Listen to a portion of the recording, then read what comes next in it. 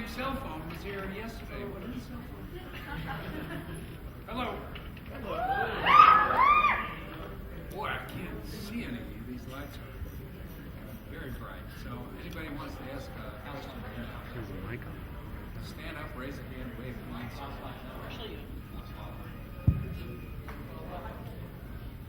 We're actually going to run this panel hopefully a little bit more organized than the last panel. I thought that was fun. This time we actually have a microphone in the back. If we could start a line kind of running off the back there, heading on up to the mic. If you have a question for George, please, that's the place to ask it. We'll take it one at a time. I guess if we could get things rolling. It looks like we have a first gentleman now. Hi, Mr. Romero. Hey, who are you? So Ed. I can't see. These lights are really I'm up here. I'm here. Where are you? I'm right back here, straight back. Okay. Okay. First of all, I was here yesterday, and they kind of hustled you out of the building, and I was wondering if I could get an autograph.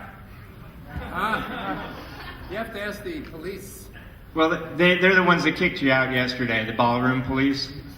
Yeah. But I do actually have a question, and that is that I know a lot of your movies have come out on DVD, and my question is, what input do you have in the transferring of the films to DVD and the mastering, and how happy have you been with those transfers?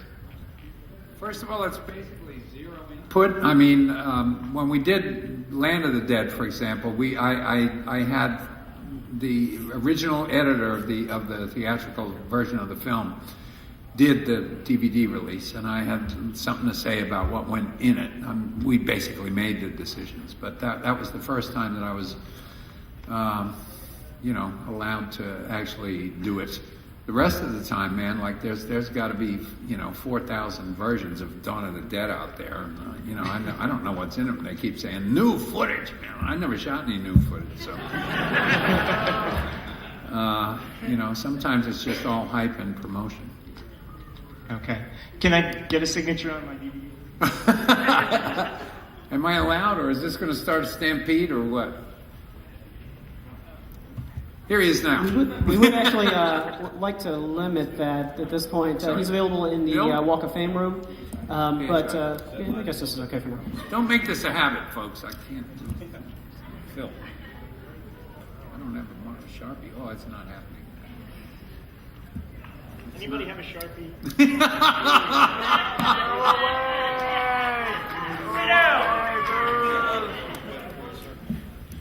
Sorry?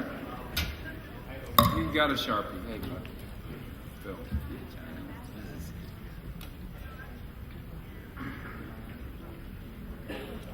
See, I think this is because a couple of people came down yesterday. Sorry. Well, they hustled me out. I mean, it's like I shouldn't be. Thank you. Thanks a lot. Okay. Thanks. I don't know if I should be doing that stuff or not. Anyway. Don't sign the shit. That's it. Hello. Who's up? Hi, Mr. Romero. How's it going, sir? Gotta wave something, man. I can't tell where that voice is coming from. Okay. This is the voice of God speaking. Oh, hello. Oh, Mr. Romero, I'm sure I speak for everybody in this room and everybody at this convention whenever I say thank you for coming to Dragoncon 2006. We really appreciate it. Thank you.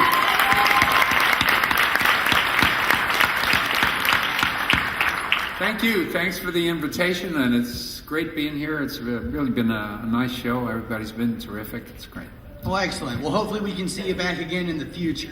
But I just have two really quick little questions for you, sir. One, a couple years ago they made that questionable remake of Dawn of the Dead. And I was just wondering, you might have asked this or answered this somewhere else, but I was just wondering, what exactly did you think of them modernizing your classic? Basically, it was better than I expected it was going to be. I think Zach did a pretty good job of making an action movie, but that's what it was to me. It was an action movie, or almost a video game more than a movie. And I thought it sort of lost its reason for being, and I think Zach did a good job with it, but it was not my cup of tea. and the zombies move too goddamn fast. Amen, sir. And the other really quick little question I have, me and some buddies have been wondering this for years, but in the original Dawn of the Dead, what exactly was the deal with the little Hare Krishna zombie? I mean, I've never seen no Hare Krishnas in a mall. I mean, what's the deal, man? Zombies, yes. Hare Krishnas, no. That make me sick. I'm going to let Tom Savini answer that question. Except Tom's not here, is he? No, it was, I don't know, man. It was like just wow. You try to put some character on the zombies, and basically we were all sitting around bullshitting and say, well, who would what can be like a instantly identifiable character? And Hare Krishna was one of those instantly identifiable guys. Indeed. But we had a softball player. I'm still doing the same gags. I mean, in Land of the Dead, we had a softball player. All it's about is trying to put a little character on them, make them appear a bit more human, just purely by wardrobe, because that's really part of the message is that they're us, they're just in an altered state. And one of the best ways to express that is, wardrobe, costuming, and, there's a nun, there's a priest. So that's really all that was. Okay. All right. Thank you very much, sir. Yeah. Howdy. Here's a hand. All right. I noticed in movies that the zombies keep getting smarter. Just what's that about? I think it's cool. I just wondering if there's any reason behind it. Well, if they weren't getting smarter, they'd be dumb, man. No, actually, in somebody got that. No, in Dawn, I was trying to indicate that. I was trying to show that they were starting to, brighten up a little bit, or starting to understand what was happening. There's a zombie in Dawn of the Dead who drags a rifle around through the whole film, probably not even knowing that it's a rifle, or it's a weapon. And in the end, he grabs Ken's gun, and he looks at them both and decides to take that one, which is a better gun, but that zombie doesn't know that, but at least he's making a choice. And I was trying to just indicate that. And then when Stephen comes out of the elevator and sort of, walks over to where the wall is, he remembers I was trying to do that. Then in Day of the Dead, where I actually had a scientist who was trying to sort of tame these guys, and the character Bob, who was still my favorite zombie, I thought he was actually smarter than Big Daddy. I mean, he almost spoke, right? I mean, he flipped through a book. He was, I thought he was pretty. And in Land, what I'm trying to do with Land is basically just show that this guy's forceful enough to have there's other zombies that follow him and imitate his behaviors. So, it's not necessarily smarts. It's remembered behavior, and it's, if they all get together, that's really where it's at. It's basically, the whole series is about sort of revolution. It's about a change in society, and humans aren't wanting to admit it. And, the most threatening thing is that if there's any sort of organization. So I've been sort of working toward that. Thanks. Somebody else over there. Mr. Romero, hello.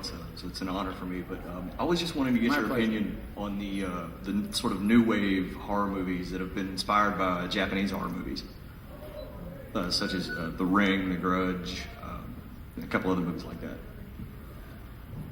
Have I been inspired by them? No, I was wanting to get your opinion on what you think of them. Well, man, if it was easy,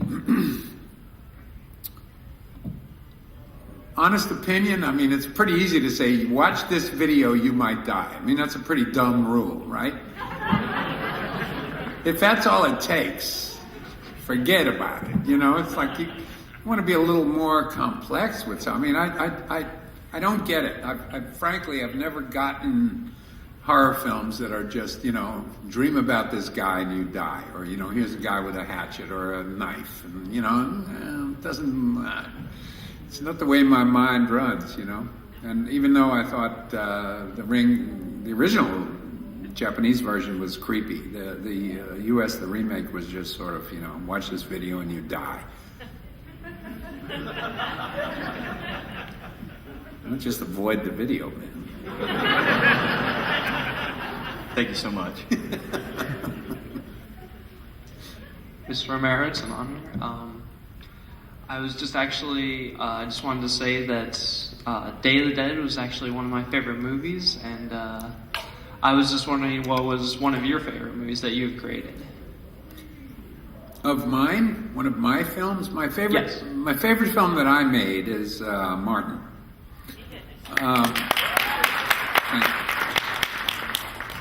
It came closest to what I had on the page. It was the closest to what I wanted to do, and I loved it. John was fabulous. I mean, he was. It's a wonderful performance, and basically, it's the film came out the way I imagined it might turn out. I mean, that's really what it's about. You go to make a movie, man, and it's compromises from day one, and you can't ever, you know, okay, here's my script, and page one, you know, well, 85 guys break out of, come rushing through a door. The production manager says, we can only afford 15 guys. So you're making compromises from moment to moment to moment. Well, we made Martin, the entire cast and crew, numbered, 14, 20 people on the big days. And everybody was just pulling for the same goal. And we somehow were able to pull it off, very close to what the script suggested. And so it's my favorite. Thank you. Hi, Mr. Romero. I'm Hello. Sharon. I actually wrote a paper about horror films for my senior paper, so I got to enjoy some of your movies. And one thing that I talked about was you have some of the newer movies like Scream, Shaun of the Dead that are scary but also spoofy, and what you thought of some of those. I'm wearing the Shaun button right there.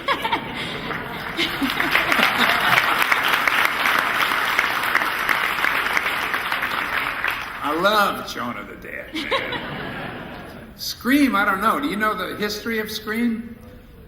It was originally called Scary Movie. And it was sent to everybody that ever directed a horror movie in their life. I mean, some of you probably got that script. They were trying to get it made. And it was called Scary Movie. And it wasn't until Wes took it over and called it Scream and introduced that, the character from the painting and all that it got made. And then they actually did a thing called Scary Movie, which was supposed to be a spoof of Scream. And apologies to Wes. I mean, it's pretty bad when the spoof is a better movie than the original.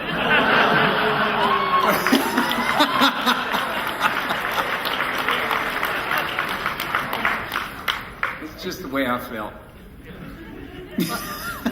Thank you. I actually enjoyed the Scream movies, but I'll take your opinion since you're the expert, and I'm just nobody. Thank you. Thanks. Hi, you may have addressed this in a previous panel, but I've heard rumors about something called Diary of the Dead. Yeah, that's not a rumor. That's, I'm afraid, actually happening.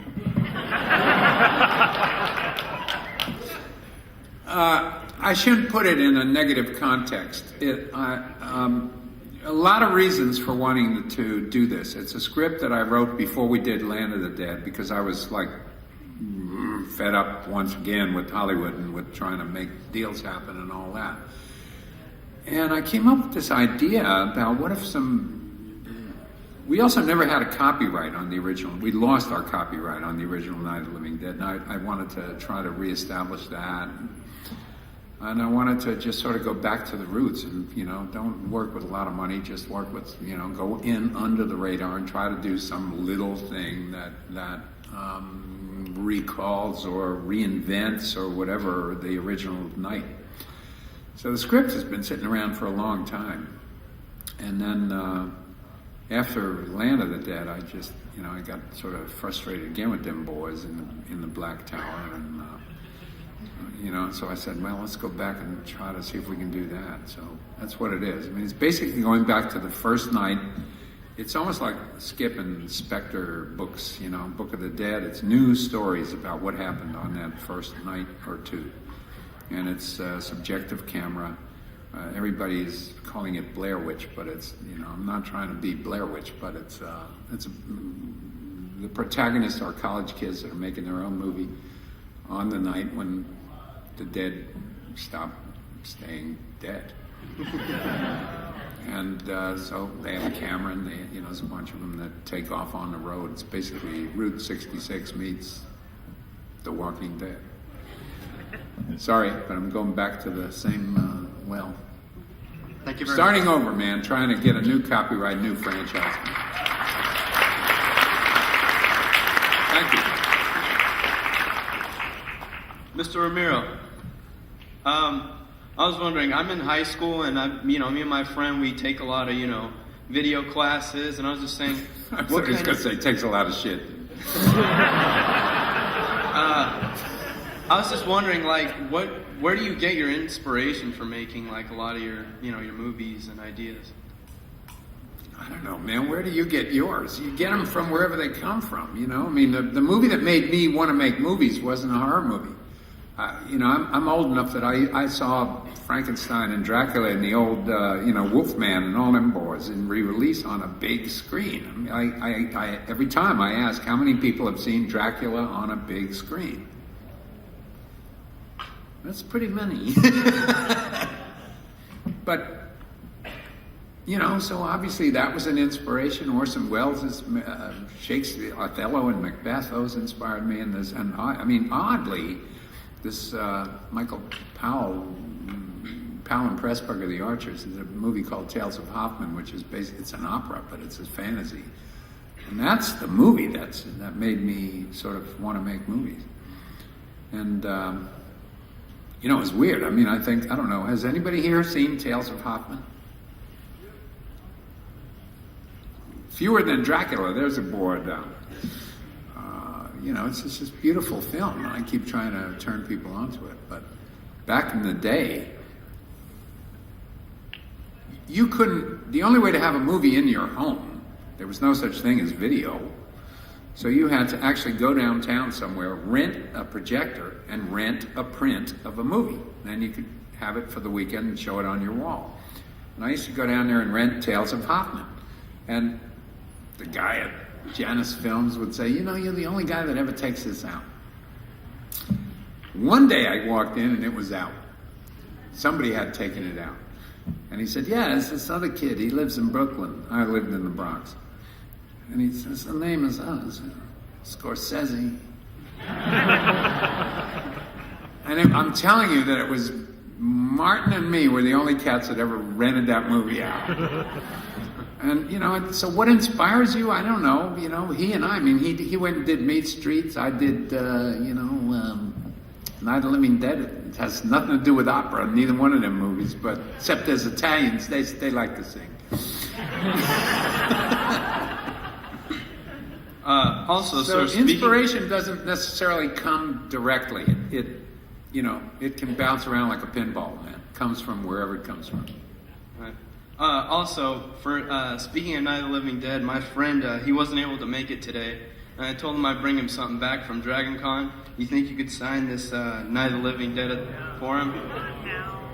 There's another guy that wants to come over here and sign something. Yes. All right. I mean, how can I say no to these people? Except I don't want all of you to come over.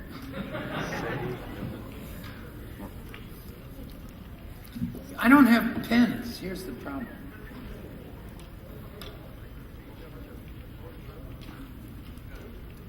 I actually do have a pen. Once again, I want to remind everyone taking that up everybody's time it's with not this. cool to get him to Had sign somebody things ask right a now. question in the meantime. He can he'll be more than happy to sign things during his time down at the Walk of Fame. That's more appropriate. Thank you. Who else? Somebody got a question? Yeah. I can do two things at once here. Cool. Mr. Romero, I watch a lot of your movies, and I notice that there's a few recurring themes. And one of them that I like and it's gonna sound weird, but I like that you kill a lot of people in your movies. I don't know if you can answer this or not, but I want to know what's your favorite way that you've killed like a zombie or a person in your movie. For me, it was at the end of Night of the Living Dead, the original, when you have the survivor get just blown in the chest.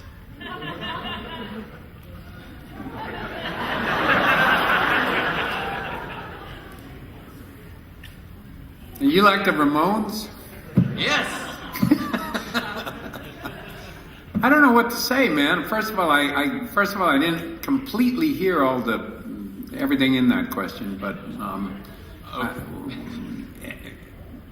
in 5 words, what is the question? Okay. What's your favorite way you killed somebody? Favorite one of mine? Yeah, one of yours.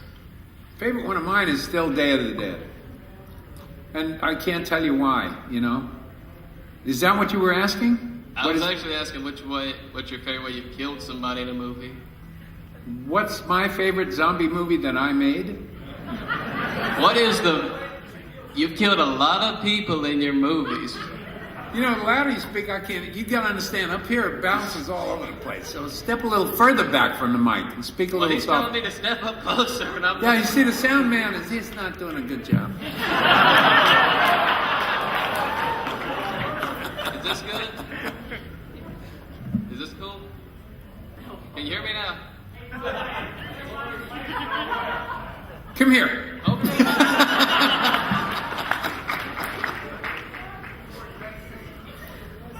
Here comes the Ramones. Okay, now I can hear you. Nice to meet you. What I said was I like of the recurring themes you have in your movies that you kill a lot of people. What I was going to ask is, I was going to say personally my favorite way is at the day of the night of the dead where you have to get blown in the chest. What I was going to ask is I'm sorry. It's been a while. Sorry. But what is the favorite way of a zombie or a person that you killed somebody when you were movies? Holy shit, this guy's saying it. See, I didn't hear any of that. Otherwise, I'd never ask you to come up.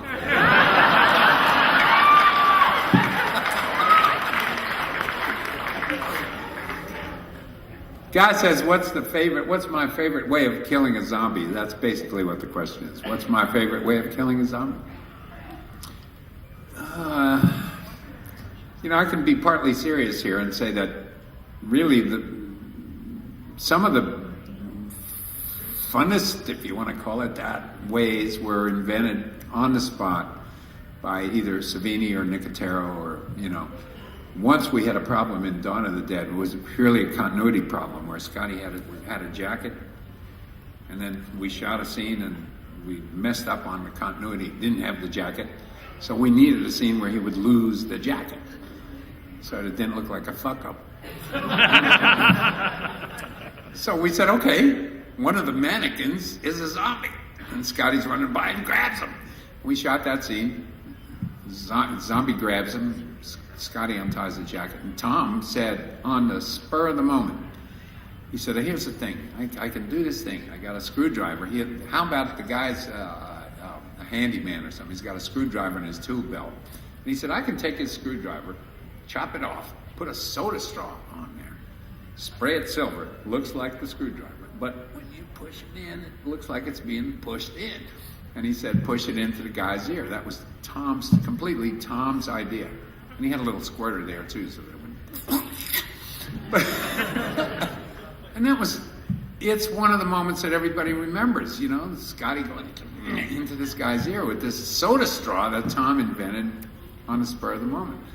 So, I don't know. And now, I've written sort of elaborate things, like in Land of the Dead, I had this idea where what if a guy's head was flopped over on his back, you know, because it was only hanging by a thread. But he still had his head in his brain. And when he leans forward, the head flips forward and he bites this guy. You know, these are things that come to you in the shower.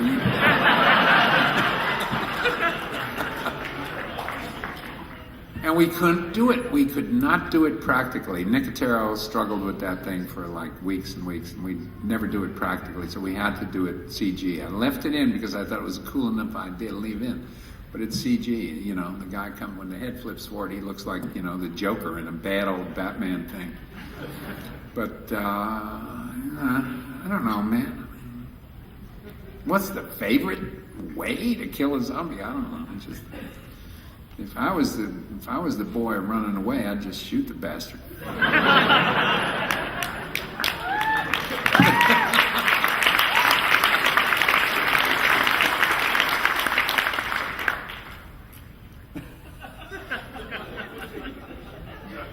What the hell are you laughing at?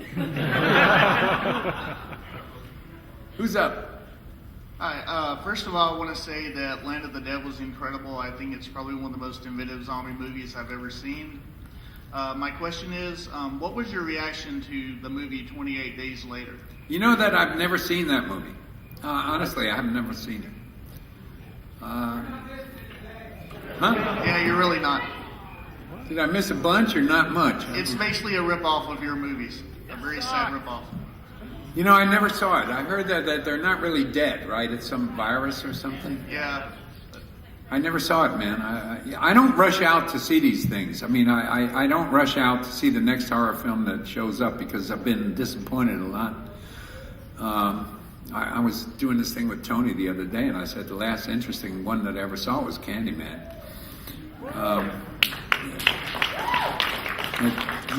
I don't rush out to go look at it. I don't.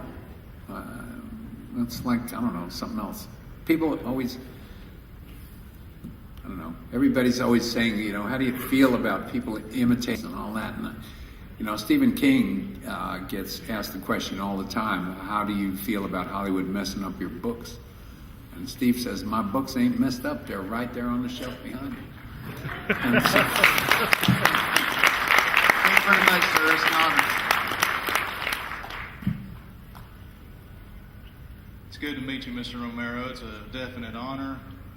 Scared the crap out of me when I was 8 years old. Saw Night of the Living Dead.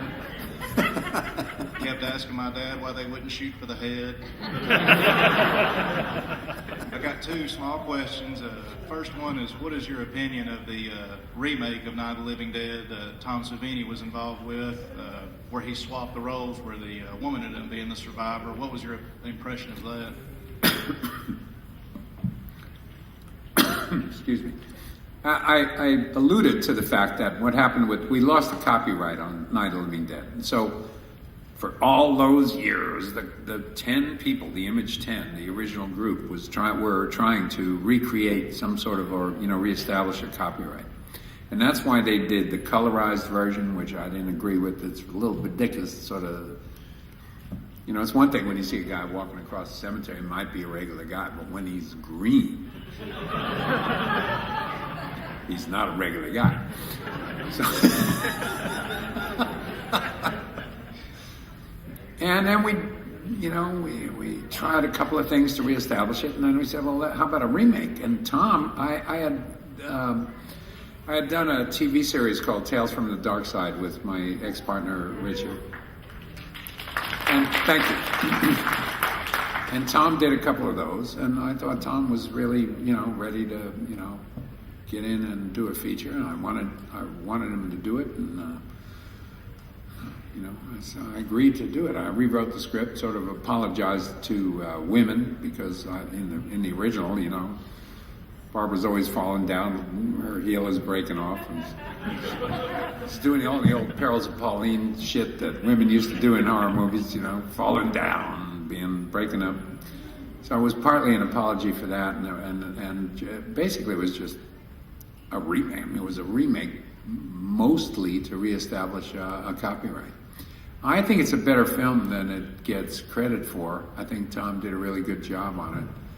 And, you know, unfortunately, and we should have realized this, it's like, you know, it came under that umbrella. Why would you ever want to remake that? You know, that was too good to remake. Well, first of all, wasn't that good. You know, the French discovered it, you know. So nobody in America discovered it. It was a drive-in movie, man. And I just wish, I know that I could, I don't know. All you see are the mistakes. You think I can do that better. So I didn't feel bad about remaking it. I thought Tom would do a great job with it, and I think it is a pretty good film. It just sort of it suffered from, because all of a sudden, meantime, Night of the Living Dead was still in there, and people were still showing it. And so it suffered because it was remade. Too bad. Tom did a good job. Yes, sir, I agree. Last question, how many more of the Dead series would you like to see as a major screenplay? And would you like to do any cameos in any of them? I didn't hear that last part.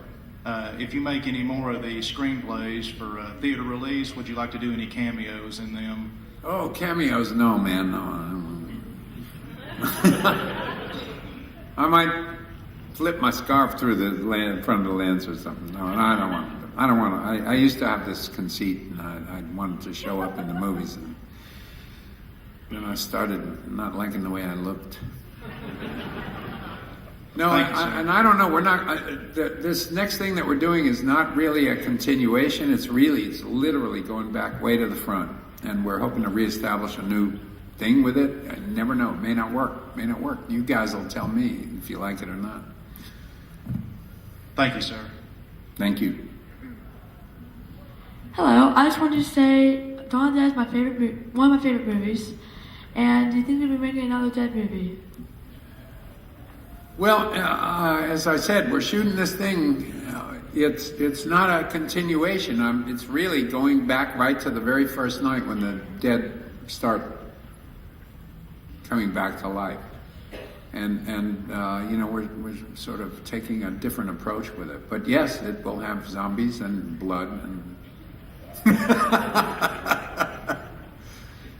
all the expected things. Thank you.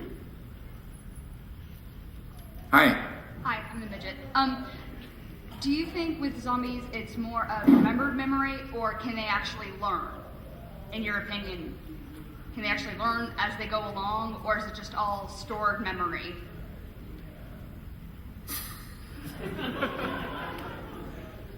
I think it's stored memory. I mean, in my mind, when I try to justify what they're doing, I think it's memory. They remember, oh, I used to know how to pour water, and then they pour it all over themselves. But I think it's memory. But, the accumulation of all of that as they go on, hopefully. I mean, if you're really going to pin me down on this, I don't know, man. I don't even particularly care. There's dead people walking around. I'll tell that to my boyfriend.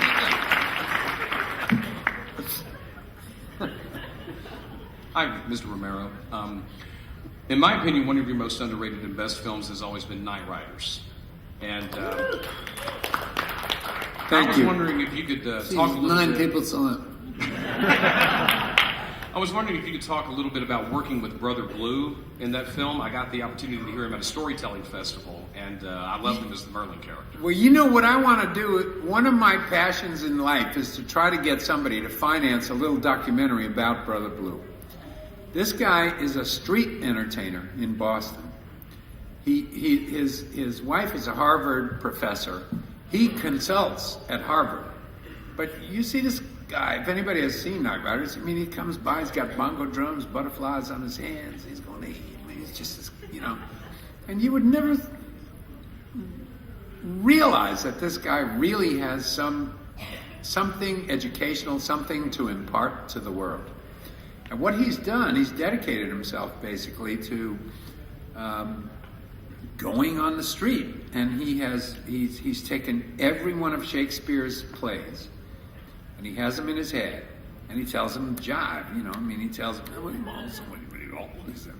brother Macbeth, man, he just, and it is magic. I mean, the guy, he's been honored at every sort of storytelling festival in the U.S. anyway, and he's just this beautiful soul who is actually trying to, impart the knowledge and say, and this guy has committed every one of Shakespeare's plays and turned it into street. You know, and his motive has been to just, you know, try to tell these stories to people that otherwise wouldn't have heard them. I mean, the guy's a very pure guy. His wife as well, Ruth, is great. They have a radio show in Boston. They make no bread. You know, they should be honored. And anybody has some money to make a documentary about Brother Blue, I'm accepting donations. Thank you, George. Hey, first of all, it's an honor to meet you. I did want to ask, film scholars have pretty much had a field day with what the exact metaphor is for the zombies. Is it race? Is it capitalism? Is it religion? So I want to know, is there a single metaphor in your mind for what they represent, or does that evolve as you go from movie to movie? Basically, they represent the neighbors.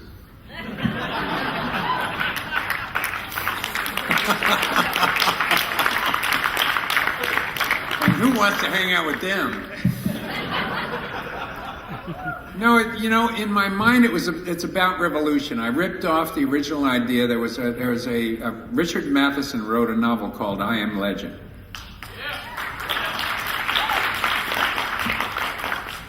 For them that don't know it, it was made twice into movies. One was called The Omega Man, one was The Last Man on Earth. Vincent Price, the better of the two.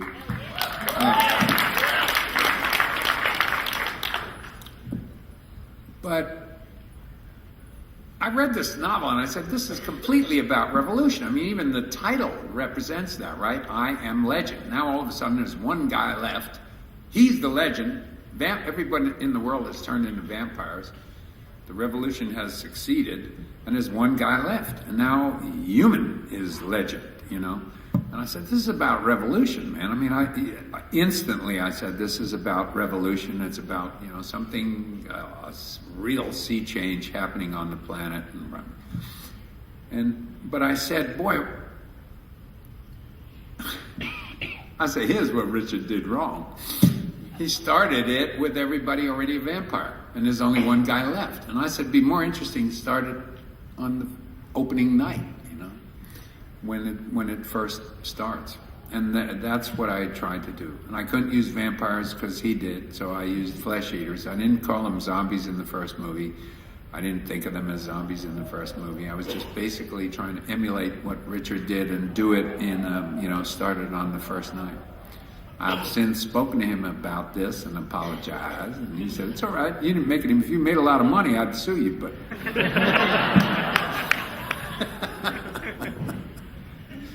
Thanks, sir. Yes, sir. Yes. Hello. Hello. Hi. When you speak about the movies, and when you were speaking previously about diaries that you're working on, in my mind, when I watch the movies, even though the hairstyles and clothes and cars and whatnot change, in my mind, it's like all of them seem like it's happening in a very short period of time. Yes. Like it's Night of the Living Dead, and then it just kind of goes to the mall, and then kind of keeps going. And in the last one, it seems like maybe later on that year. So is it really like that, or is actually 10 years have transpired, and now we live in the big tower? No, man. You know, thank you for asking that question, because it's been, I've often said, it's basically a continuing story, but it's not. I mean, the cars change. I'm not trying to do it all period. I didn't keep it in the 60s. I was trying to do a continuing story and forget what the cars look like, forget that there's a shopping mall where there was never one before, and all that. And the first reference I ever made to any sort of timeline was in Land of the Dead, when Leguizamo tells Dennis Hopper, I've been working for you how long now? 3 years? That's the only reference that I've ever put in, because I wanted to make it seem like Well, it worked for me. Been a while. It seems to me like it's like maybe this month, and then when the last one came out, it felt like I stated previously. Good. But it just felt like it was later on that year, and hey, you know, Yeah. we're getting a handle on this. And then, we weren't getting a handle on it. But anyways, thanks for doing it. Thank you very much. But that's exactly. I understand. It's been since 1968. So. Hello. Hello. So my question is kind of going on what she said. So if you are going to do a new project that goes back to the first night, does that mean you're going to do a period picture that takes place? No, I'm just going to do it. I've never sort of acknowledged I've never consciously acknowledged, well, this is 60s, 70s, 80s, or whatever. The films, I think, stylistically and politically reflect the decades. But, I don't care what you're wearing, man. Thanks. Or how your hair is good. No, we're not. Well, I'll do it. The easiest way to do it is just do it right now. And that's the deal. Hello, Mr. Romero. Hello. I'd like to say that I've enjoyed your work, and I've listened to the director's commentaries enough times that I feel kind of like I know you. Let's see. What's your name? My name's Giles. On the internet, I go by the DeVille. This is kind of it kind of goes back to your copyright on Night of the Living Dead. I've got a way for you to scoop up a whole bunch of it, and I'd be honored if you'd accept. I have a couple of DVDs that, don't make a big deal about it. Just, can I give them to you? Of course. Ain't gonna have a lot of time looking.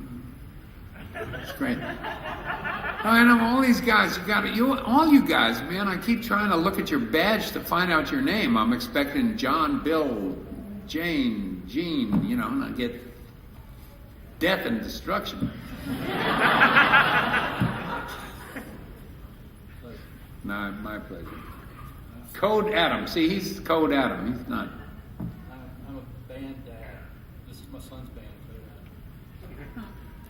All these shameless plugs. Wait, you mean you're giving me an entire box full of DVDs? They're all related to,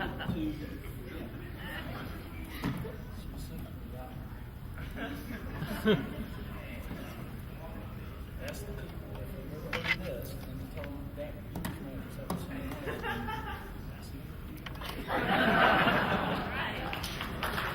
You got to show this one to Mickey Rooney, man. He's going to be pissed off about that. How do you get away with this shit? But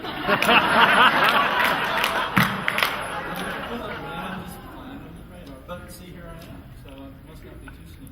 But you can actually use Judy Garland's picture. Absolutely not. It's entirely.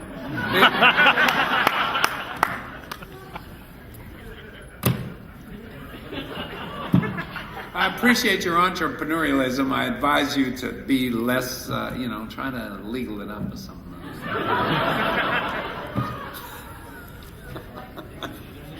There's a note in here. It's probably got whose picture is on that note.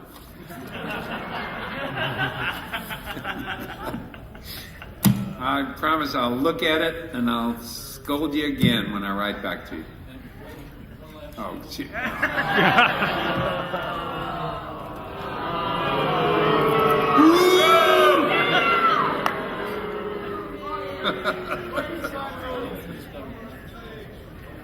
You are absolutely right. Okay, once again, I would like to remind everyone that having Mr. Romero sign things right now is not cool. He will be on the Walk of Fame, and I'm sure he'll be more than happy to talk to people at that time.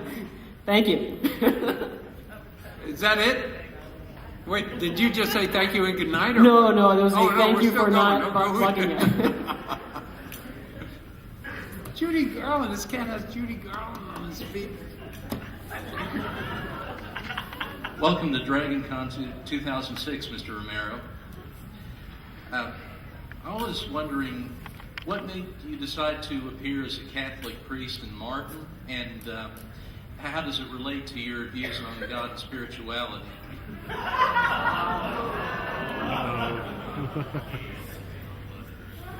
Well, you might have noticed that priest was more interested in the booze than he was in God. And I was raised Catholic in a strictly parochial and all the way through, up through 8th and through high school. And them brothers used to kick my ass. I mean, there was one guy that had a scimitar, a hard rubber scimitar that he kept in his belt. They were Marist brothers. This was a rope belt with 3 knots in it that's supposed to represent faith, hope, and charity.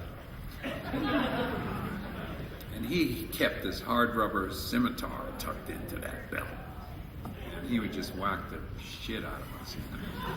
So I just never had, big fun with them boys. And,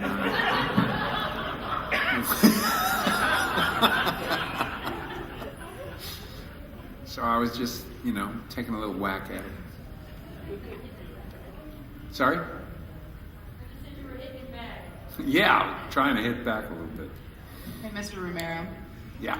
I have been a horror fan my whole life and have always been searching for the big scare, something that would literally give me nightmares. Never found it until I actually saw Night of the Living Dead, and zombies are what give me nightmares over any other monster or horror concept or anything. And I have been wondering, what keeps you up at night? What gives you nightmares? It doesn't have to be a monster, because zombies are obviously, could be other things, fanatics or... Yeah. I was going to say, what keeps me up awake at night is the White House, man.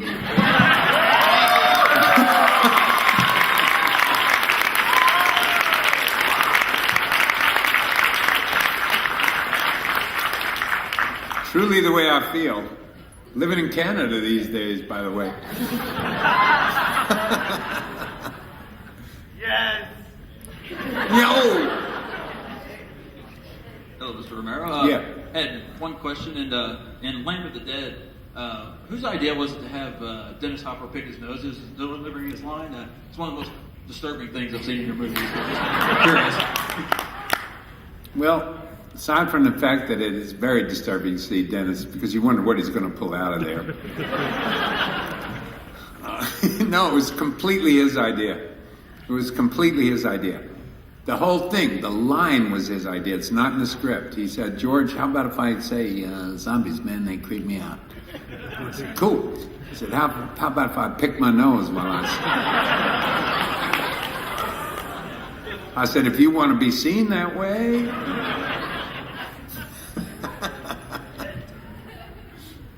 Completely Dennis's deal. All right, I just want to say these two are the last two, because we're right about time, so thanks. All right. Wait, couldn't hear that. Mr. Romero? Yeah. I had a question about how do you feel about the amount of fandom you receive on a regular basis and having to sign signatures and things? Like, does that ever bother you that you have to get stuck in a little cramped space and have to sign lots of things on a regular basis? You know what? First of all, it's not that regular. Okay. Secondly, no, man, how can I, you guys come around and tell me that you like me. I mean, what's, it's not very hard. And I don't mind doing it at all. I really don't. It's nice to meet you all. It's nice to get invited to these things, and it's cool. And I'm still working. I mean, it's like if I wasn't working anymore, I might say, oh, man. No, I love it. I love it. Love doing it. Love meeting you.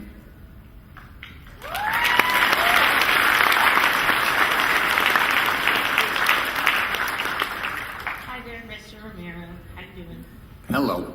I was wondering, I know you said earlier that you enjoy the humorous takes that have been inspired from your movies and the spoofs and that sort of thing. So I was wondering if you had read the Zombie Survival Guide by Max Brooks, and if not, I would love to recommend it to you.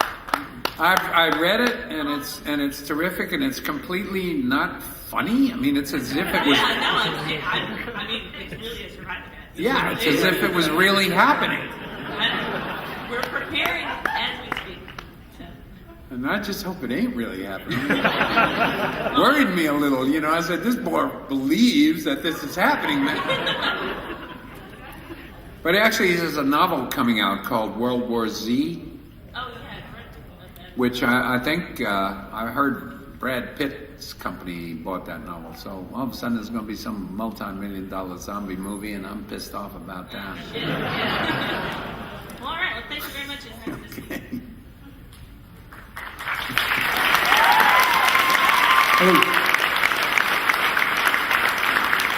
That draws us panel to a conclusion. I'd like to once again thank Mr. George Romero. You've been great. Thank you so much.